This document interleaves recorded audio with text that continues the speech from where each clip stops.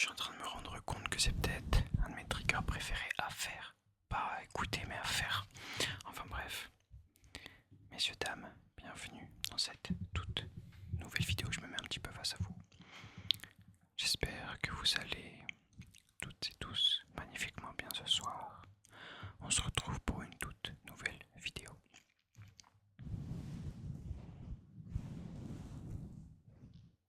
Est-ce qu'on est enfin arrivé à ce jour où je vais parler ce soir de l'une des œuvres les plus marquantes de ces derniers temps, chez notre génération en tout cas. Sur la chaîne, on a parlé de quelques animes. Je sais qu'on a parlé de One Piece, l'arc is Blue. On a parlé de Hunter x Hunter, Full Metal Alchemist. On a parlé de... comment il s'appelle déjà l'anime? Où il a un œil pour manipuler les pensées. Bon, je sais plus, mais en tout cas celui-ci. On n'a jamais attaqué les gros animés. Je pense à Naruto, Dragon Ball, One Piece on l'a fait, Bleach ou encore SNK. SNK a peut-être l'œuvre qui a matrixé le plus de gens ces derniers temps. Dans l'histoire, les révélations, la construction est profonde et bien pensée. J'étais en train de regarder des édits juste avant et c'est vrai qu'on dirait, enfin c'est peut-être le cas, que l'auteur a écrit la fin, en fait il a écrit à l'envers on dirait. Le manga doit être incroyable à lire, c'est dommage que les mangas, il y en ait autant. Parce que ça coûte cher du coup, mais j'aimerais tellement en avoir, mais tu vois, je pense que ça doit remplir 10 tâches entières, je sais pas combien de tomes il y a. Enfin bref, il faut commencer cette vidéo. Ce soir, je vous parle de l'histoire incroyable de l'attaque des Titans, ou SNK, Shingeki no Kyojin. Alors déjà, ça a commencé à être publié en 2009 et c'est écrit et dessiné par Hajime Isayama. Alors moi, c'est assez spécial. J'avais commencé l'anime à l'époque où c'était un petit peu dans la hype, la saison 1. Et je sais pas pourquoi j'avais pas accroché. Ça m'avait provoqué des émotions que j'avais jamais ressenties autre part. Mais le style ne m'avait pas intéressé. Alors que le moment où le titan apparaît dans le dos d'Eren m'a fait des frissons. Le titan avec les sourires, avec le sourire m'a marqué à vie. Mais pourtant, je sais pas pourquoi, je suis jamais allé plus loin. Et j'ai repris cette année pour enfin finir cet animé. Et j'ai pas été déçu. Il est dans mon top, ça c'est sûr. C'est une histoire et une œuvre incroyable. Je vous raconte un petit peu l'histoire sans trop vous spoiler. C'est peut-être un des seuls mangas où je vais rien vous raconter parce que c'est incroyable à découvrir. Tout débute dans un monde assez spécial. Ça ressemble un petit peu au nôtre, mais c'est pas du tout le nôtre. Je vous explique. Tout commence dans une ville. Une ville entourée de 3 murs. Le mur Maria et le mur rose à l'extérieur et le mur Sina à l'intérieur. Au sein de cette ville, les humains vivent. C'est là que nous ferons la rencontre de notre personnage principal, le petit Eren Yeager. Eren, c'est un jeune garçon un petit peu tête brûlée. Il se laisse jamais faire, même si c'est pas le meilleur à la bagarre. Il a cette détermination, cette rage qui fait que on le remarque, il se laisse jamais faire. Il vit avec sa mère Carla et son père Grisha. Il a aussi une sœur adoptive entre guillemets, Mikasa, que sa famille a recueillie après que ses parents aient été tragiquement assassinés. La petite famille vit dans le lointain district de Shiganshina. Je vous raconte aussi rapidement le dernier personnage un petit peu central de notre histoire, Armin Arlette, le meilleur ami de Eren. Et à eux trois, Armin, Mikasa et Eren vont former les têtes de cet animé. Le trio vit une existence plutôt agréable. Ils s'amusent même si Eren et Armin partagent ensemble le rêve d'aller au-delà de ces murs. C'est plutôt paisible comme ambiance. Mais tout va changer en un éclair. Avant cela, laissez-moi vous expliquer pourquoi les murs de la cité sont si grands, si immenses à perte de vue. Ces murs servent en fait à protéger les habitants des prédateurs. Dans cet animé, pour une fois, l'humain n'est pas à la tête de la chaîne alimentaire, mais elle est une proie pour les horreurs qui se cachent derrière les murs. Les principaux ennemis de cet animé sont ces êtres-là. Des êtres immenses, bien plus grands que les humains, mais à forme humanoïde. Vous voyez qu'ils ressemblent à des humains. Ils sont appelés titans. Ces titans sont dépourvus d'intelligence, de parole, de conscience. Ils errent sans but.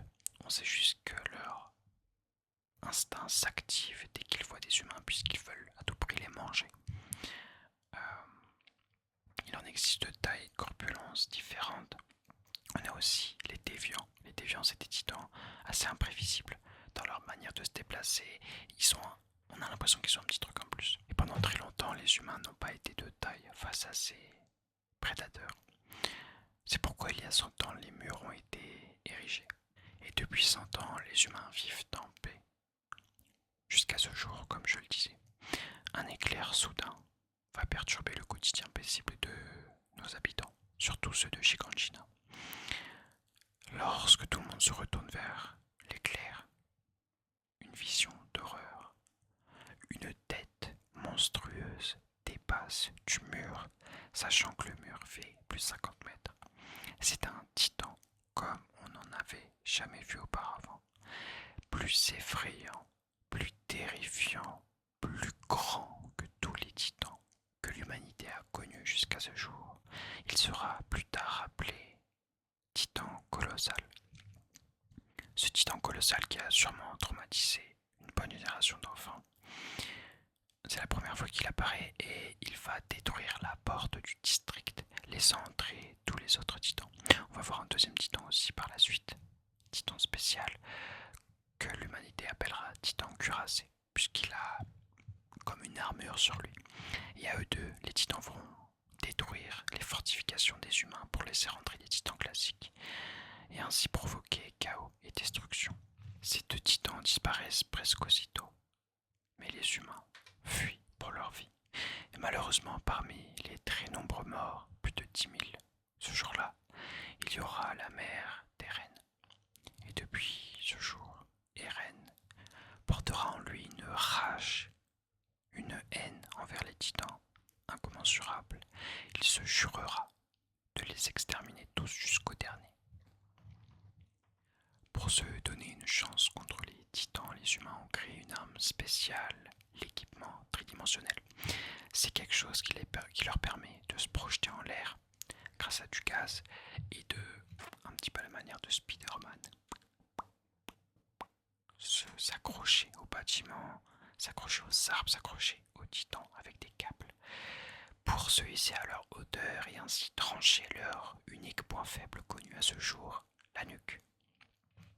Puisque les titans ont une capacité à se régénérer assez incroyable, sauf quand on leur tranche la nuque. Là, ils meurent. Après avoir créé cette arme, les humains ont entraîné une partie de la population pour ensuite créer 3 factions. Premièrement, les brigades spéciales. C'est la faction présente en ville pour rassurer les habitants et servir le roi. Ils sont en sécurité mais sont quand même un petit peu vus comme l'élite. On a aussi la garnison qui s'occupe du renforcement des murs et protège les villes. Et enfin, on a le bataillon d'exploration. Le bataillon d'exploration, c'est peut-être la brigade qui est le plus méprisée par les habitants parce que leur job, c'est d'aller au-delà des murs pour comprendre les titans, découvrir et explorer. Mais souvent, ça se solde par un très grand nombre de morts.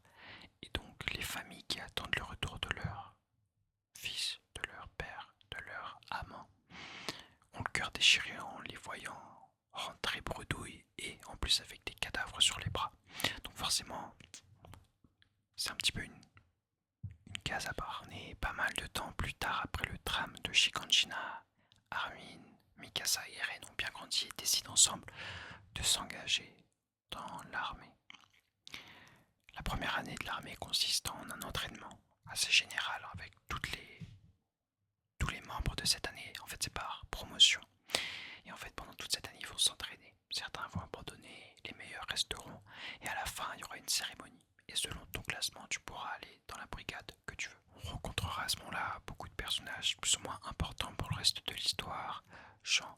Sacha, Connie, Rainer, Berthold, Annie, Ymir, Historia, etc. Mais un jour, tout bascule à nouveau. Le titan colossal réapparaît pendant un entraînement et laisse encore une fois entrer un grand nombre de titans. Le district est rapidement envahi et tous les bataillons orchestrent la contre-attaque. Il y aura énormément de morts, surtout chez les recrues, la première année, l'année de RN, parce qu'elle n'a pas encore l'expérience du terrain. Et malheureusement, on va arriver à une scène tragique où Eren va se faire manger par un titan en essayant de sauver Armin.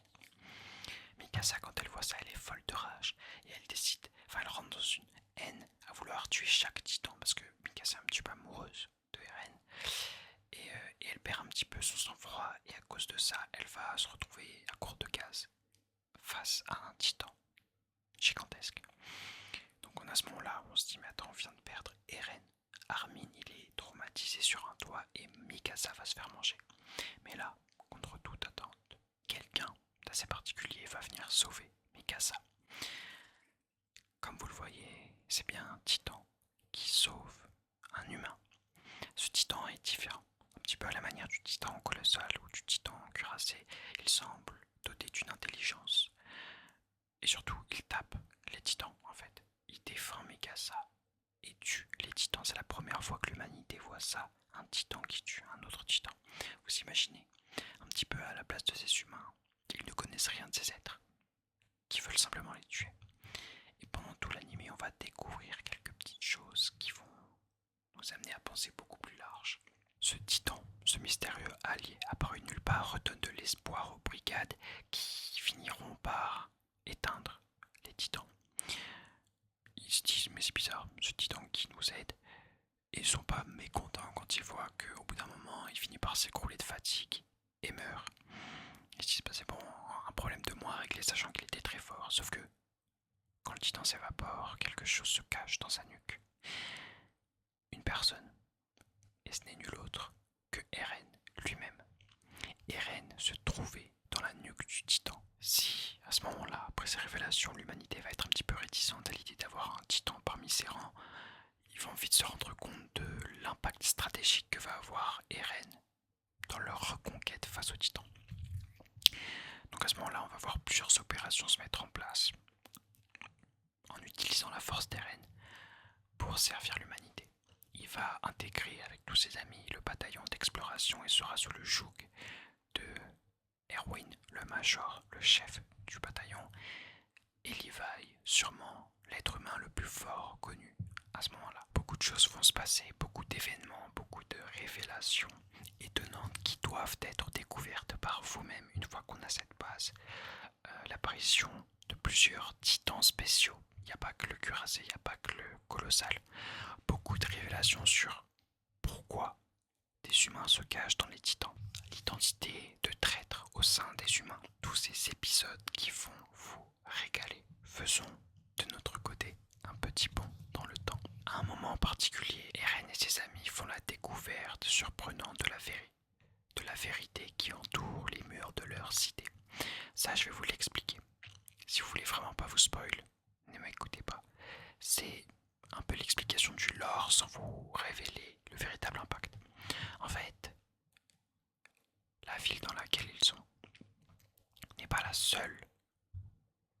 seul endroit où des humains se trouvent. En effet, la terre autour est remplie d'humains, avec plusieurs nations, plusieurs empires. Et en fait, ils s'étaient depuis tout ce temps exilés sur l'île qu'on appelle l'île du paradis. Encore une fois, énormément de choses à découvrir, mais c'est pour vous expliquer qu'en plus des titans, on va avoir cette notion de attends, mais le monde existe et évolue en dehors de nous. Depuis le début de l'anime, on croit que les habitants de cette cité sont les seuls survivants de la Terre, mais pas du tout. On va découvrir à ce moment-là de nouveaux personnages importants, Sig, Falco, Gabi. Et la fin de l'anime se terminera avec une guerre absolue, totale. Causée par quoi? Je ne vous le révélerai pas. Je vous conseille vivement d'aller vous attaquer à cette œuvre. Je pense que même ceux qui ne regardent pas d'anime devraient regarder ça tellement c'est bien construit, tellement c'est intelligent. Et je pense qu'on peut très clairement le mettre au même niveau que certains grands films. Je vais pas vous en dire plus, ça va peut-être être ma vidéo où j'en dirai le moins. Mais c'est tellement d'émotions à vivre en regardant quelque chose que je peux pas vous l'enlever. C'est contre ma volonté. Enfin, je pourrais pas vous retirer ce bonheur, cette tristesse, cette excitation de découvrir cette œuvre magistrale. J'en ai assez fait l'éloge, c'est la fin de cette vidéo. J'espère